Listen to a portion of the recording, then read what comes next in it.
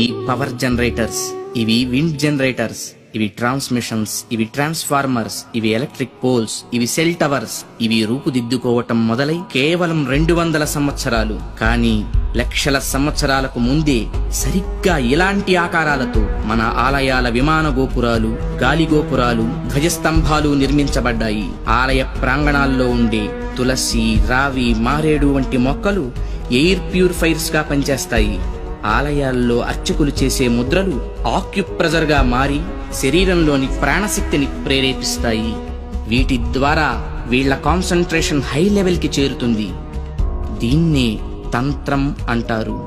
వాళ్ళు పలికే శబ్దాలు ఎలక్ట్రోమాగ్నెటిక్ వేవ్స్, విద్యుదయస్కాంత శక్తి తరంగాలుగా మారతాయి. ఆ శబ్దాల అర్థాలు మైక్రోవేవ్స్, సూక్ష్మ భావ తరంగాలుగా పనిచేస్తాయి. దీన్నే మంత్రం అంటారు. గుళ్ళు కట్టేటప్పుడు బంగారం, వెండి వంటి ఖనిజాలతో పాటు నవరత్నాలను భూమిలో నిక్షిప్తం చేస్తారు. ఇవి ఎర్త్ పిట్స్ గా పనిచేస్తూ శక్తిని ఆలయ ప్రాంగణమంతా వ్యాపింపచేస్తాయి. రాతి విగ్రహాల క్రింద, ధ్వజస్తంభాల క్రింద లోహపు రేకులతో తయారైన యంత్రాలుంచుతారు.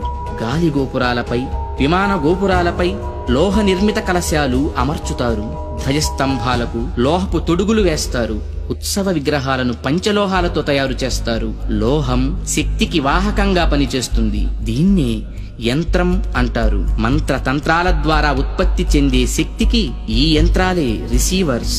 ఇక హైడ్రాలిక్ పవర్ స్టేషన్స్ లో లాగా ఆలయాల్లో జరిగే అభిషేకాల్లో కూడా ఎత్తు మీద నుంచి స్వామి విగ్రహం మీద నీరు పడుతుంది. దానివల్ల పొటెన్షియల్ ఎనర్జీ కైనటిక్ ఎనర్జీగా మారుతుంది.